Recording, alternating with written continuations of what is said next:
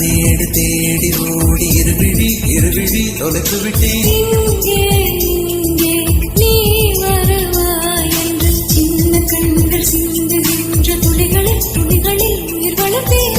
தொலைந்த என் கண்களை